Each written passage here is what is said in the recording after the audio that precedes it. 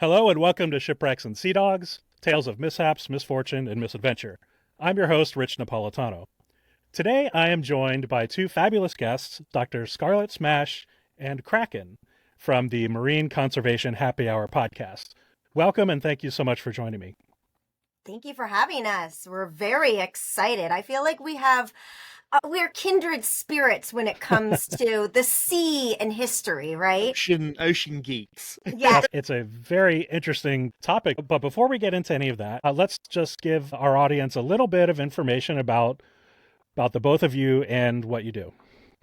I'm Dr. Craken McCraic, and one of the co-hosts for the Marine Conservation Happy Hour podcast.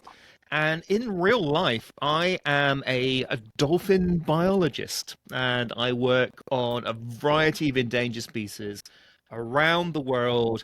Ideally, if it involves palm trees and bars with fruity cocktails, working there is my favorite. But I'm also a big maritime history nerd. I'm very interested in everything from the Vikings and pirates to the history of submarines.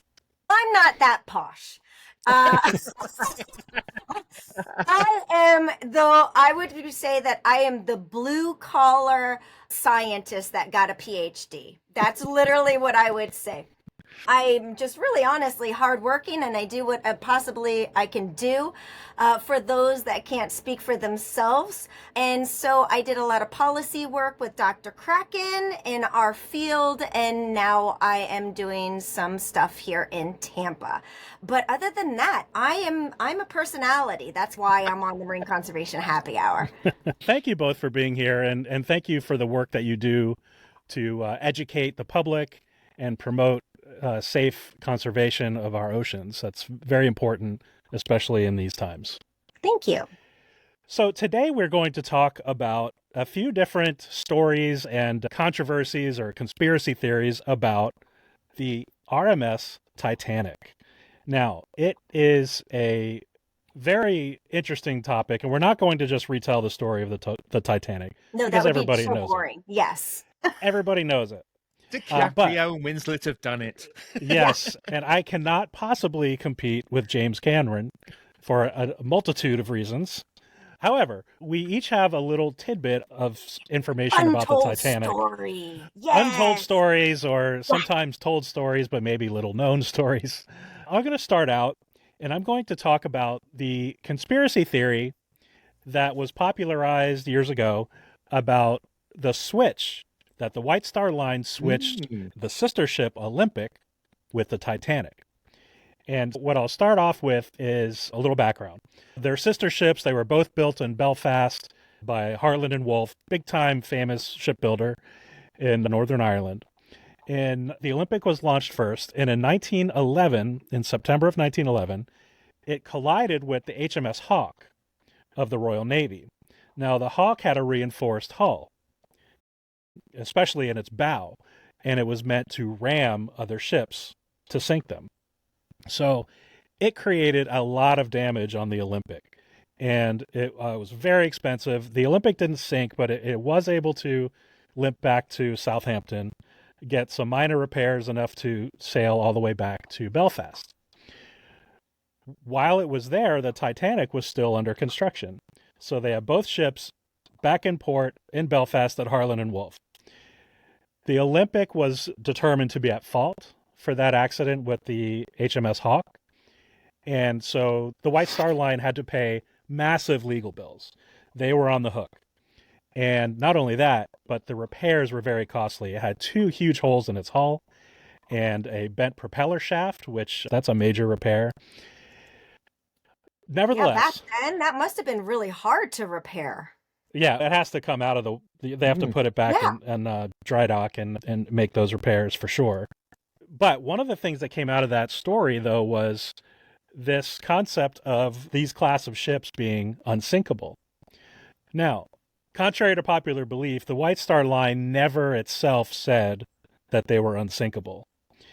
What they said was they designed them to be as unsinkable as possible.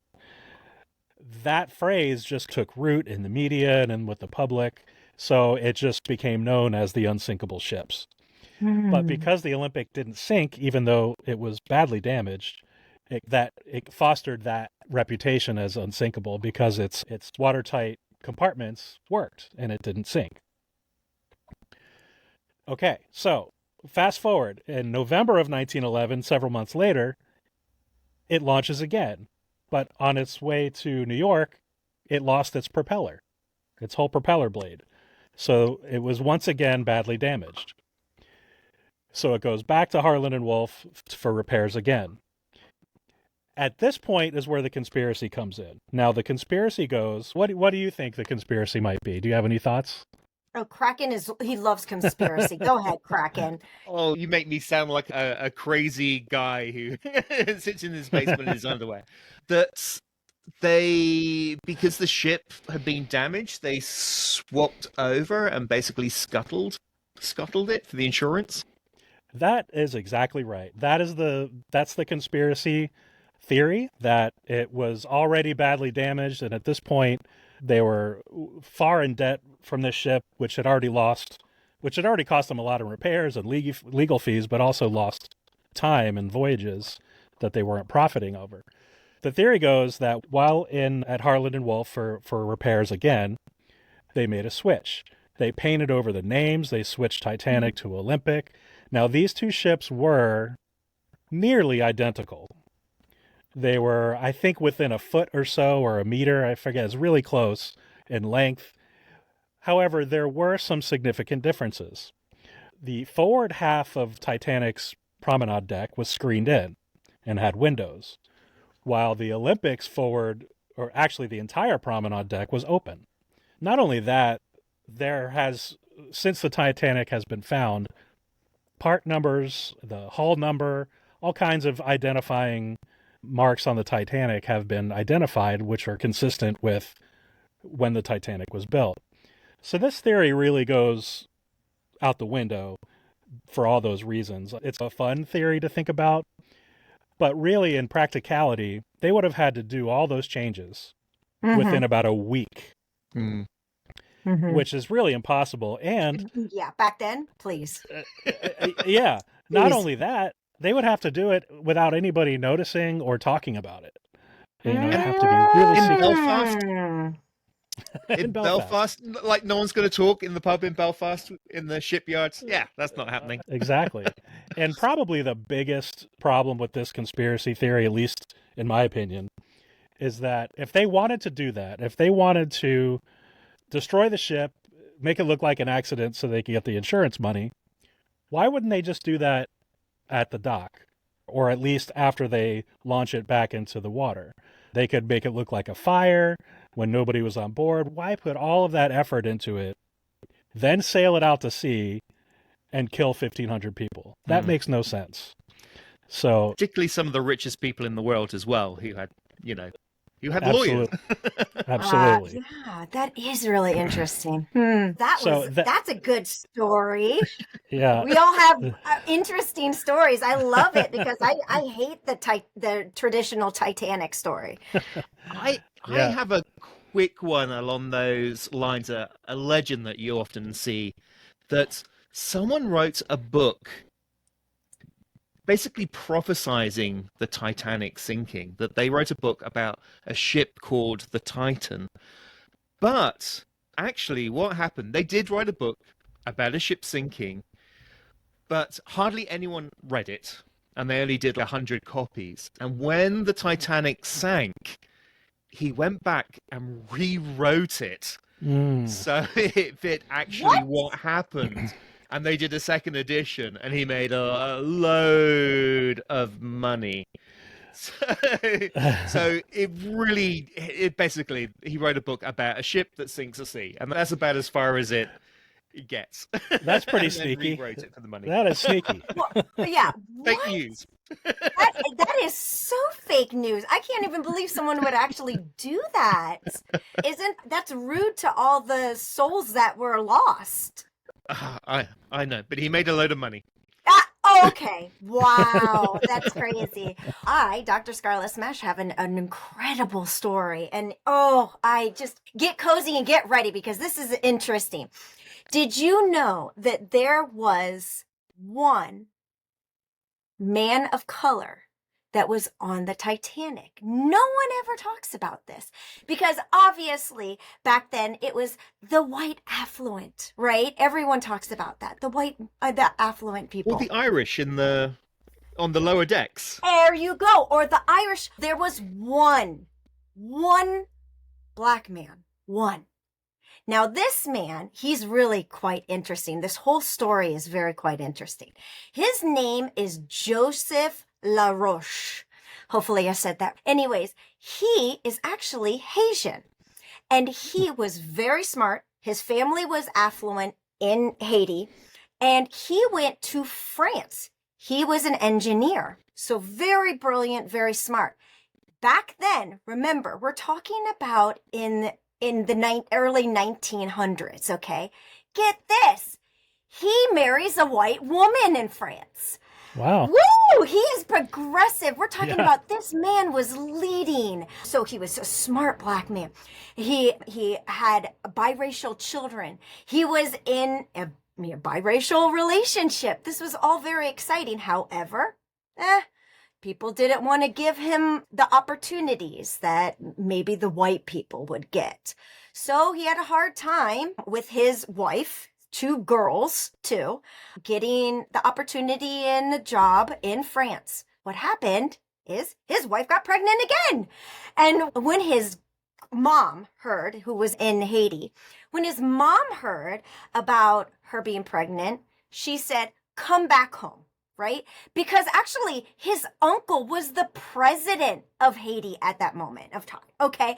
So like they were going to do well. So she says, I'm buying you 4 first class tickets.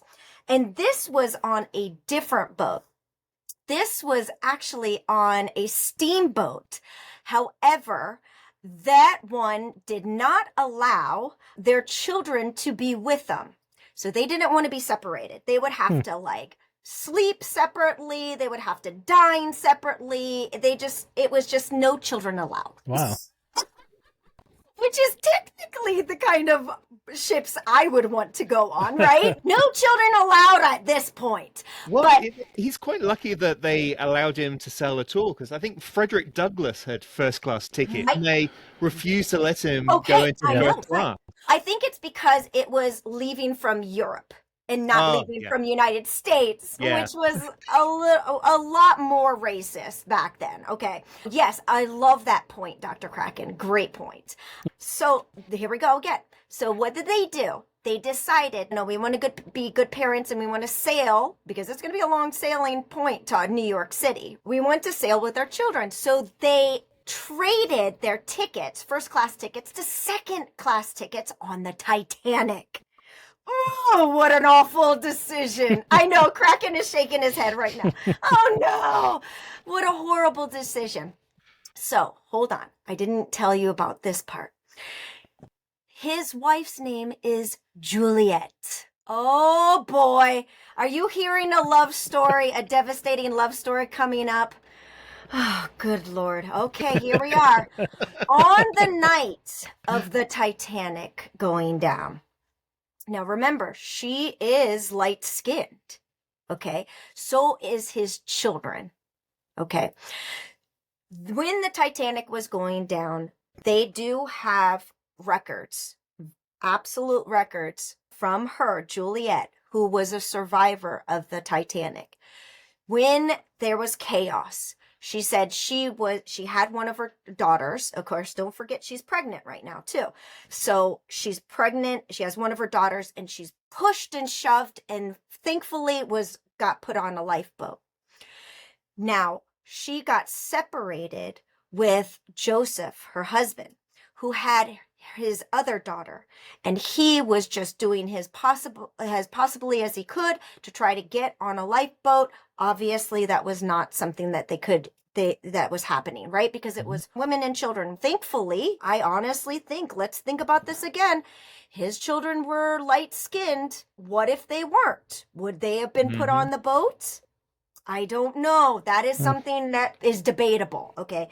But someone grabbed his daughter and they were able to put her on another boat that a lifeboat that went to another ship that was rescuing them, right?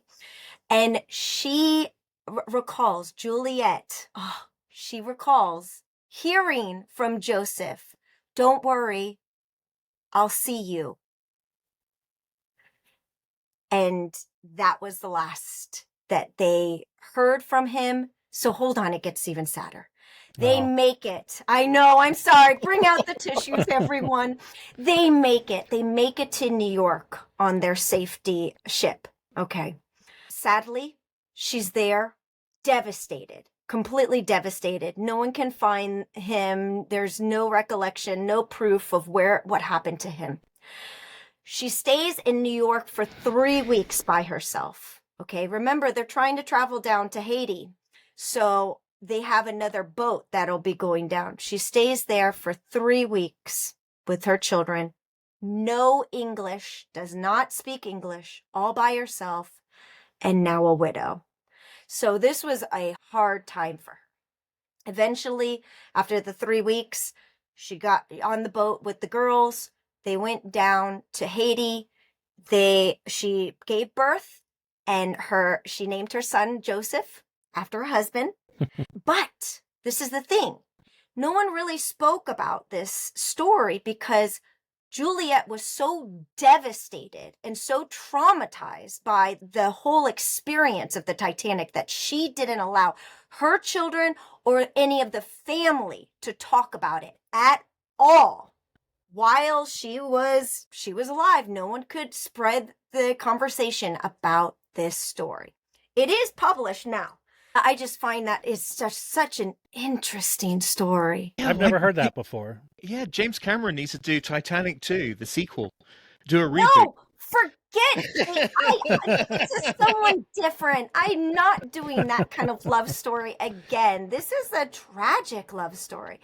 I just find it so compelling and inspiring that this man, during this time and doing everything that he possibly could for his family, he literally lived his life trying to improve not only himself and make a great life for his family, but he died for them too.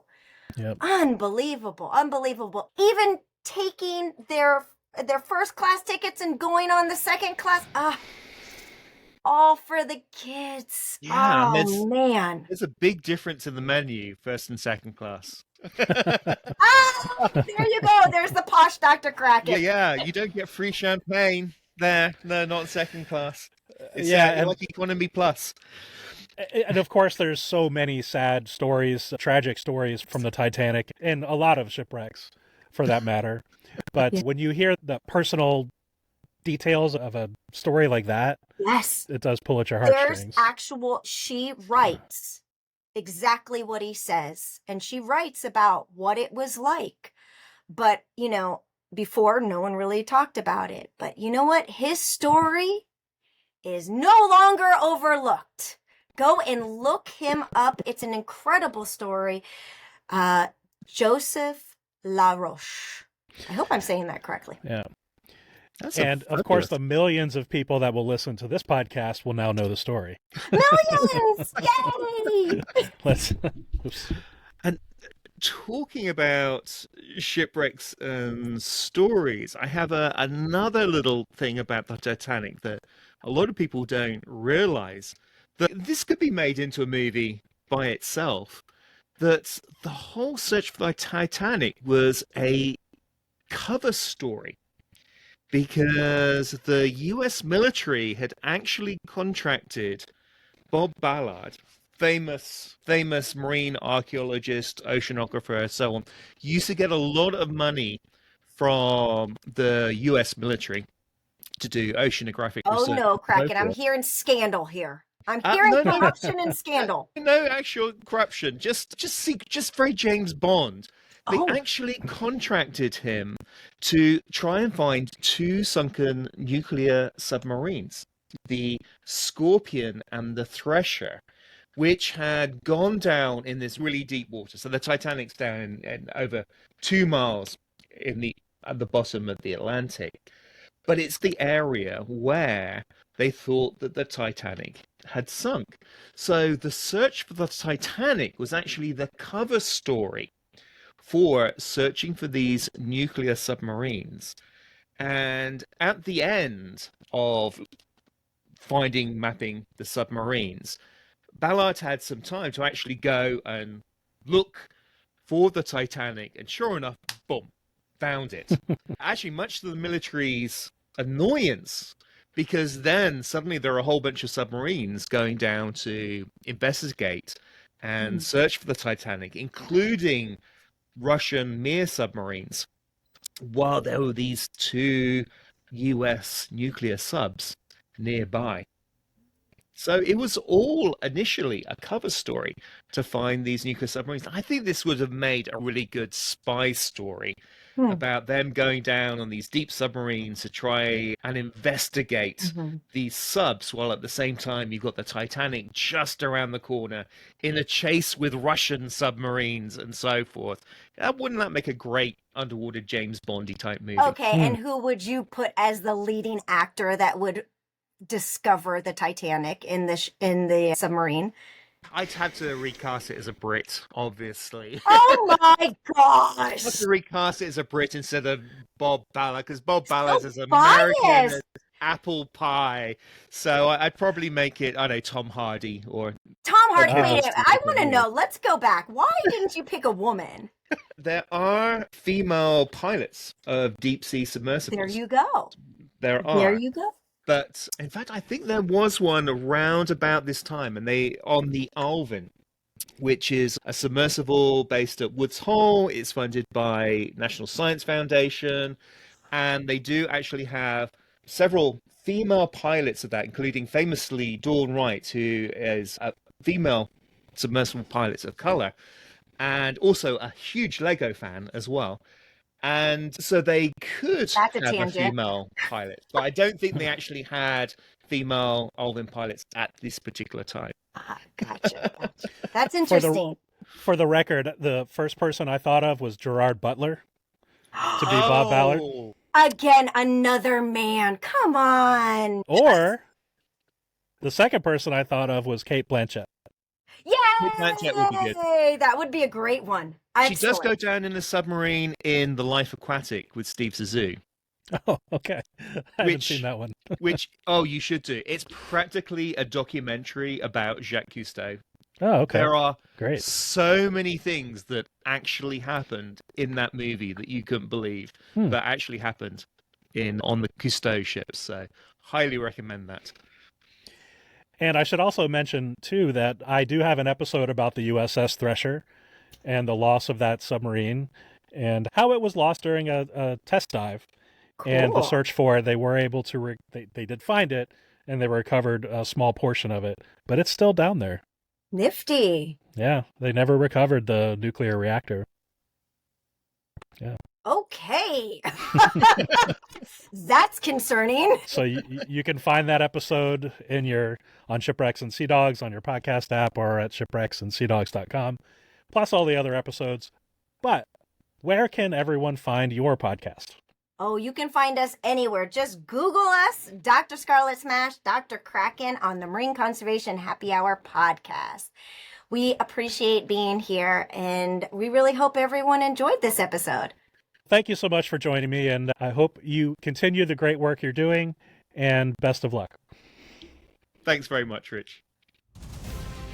That's going to do it for this episode. Thank you so much for joining me. For ad-free access to Shipwrecks and Sea Dogs, you can subscribe to the Officers Club at patreon.com/shipwreckspod, or you can join the Into History channel at intohistory.com/shipwreckspod. Original theme music is by Sean Siegfried. Please join me again next time, but until then, don't forget to wear your life jacket.